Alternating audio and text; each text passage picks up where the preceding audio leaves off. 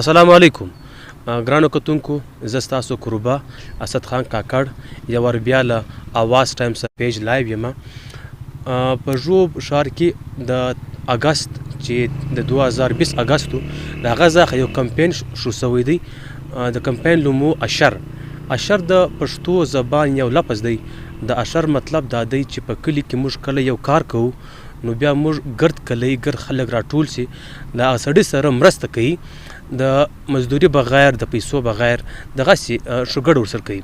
په ښه ګډه کې دی دغه سره کم کار چې وي اگر پوره وکړي. دغه رنګه یو کار شروع شوی دی په ژوب ښار کې له اګست میاشتې څخه چې 8مه میاشت ده. اوس په دغه 15 باندې تاریخ باندې دوی دا کار عملي طور وکړی.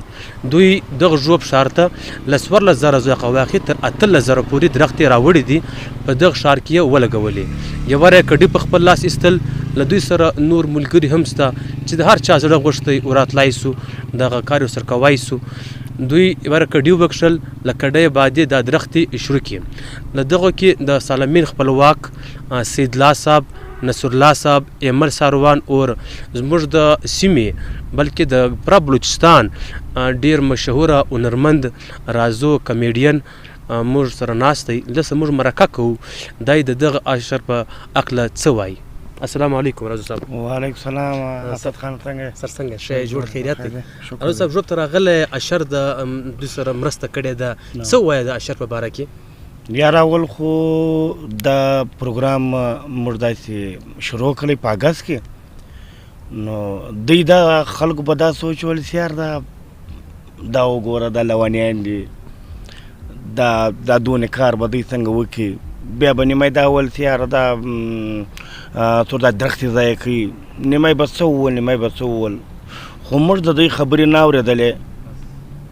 او موږ الحمدلله انډیوالانو یارانو او موږ په ګردو باندې دا نوم سکشې شوی چې بای دا نوم له موږ ورک نوم دی.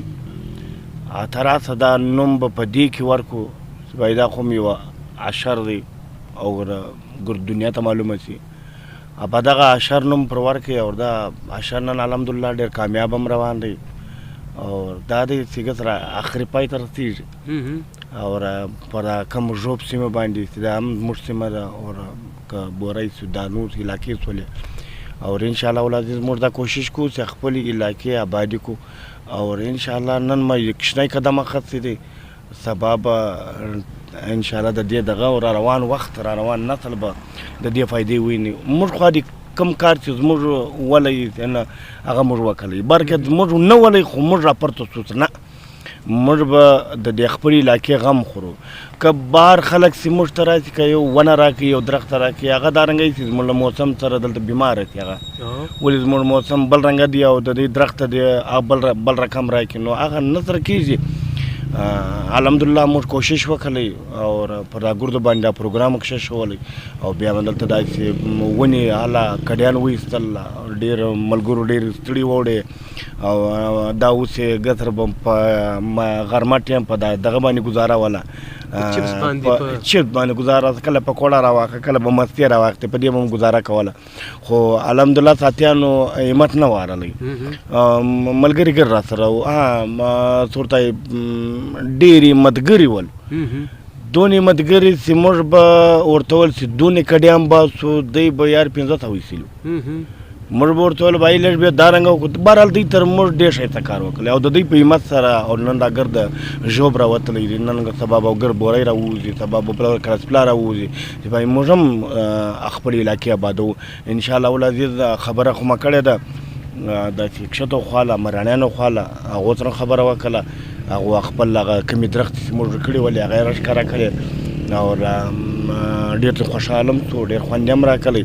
هغه ویل چې بهایي یار تاسو موږ ته څونه درخت راکوه موږ انشاءالله د دې حفاظت کوی څو او دې ته اوبه هم ورکوی څو او دا غټوی څو او پر دا خپله سیمه باندې لګوی هم څو چې انشاءالله العزیز را روان وخت به دلته ځنګلي کې خدای کړي ول. بس زه خدای وایم چې یاره تاسو هم خپل یو پیغام بل هم درته کوم اسد خانه، دا ستا پر اواز چینل باندې اوا ټایم باندې چې مخاطب سره دا زما چې کومه ویډیو زه وچلوم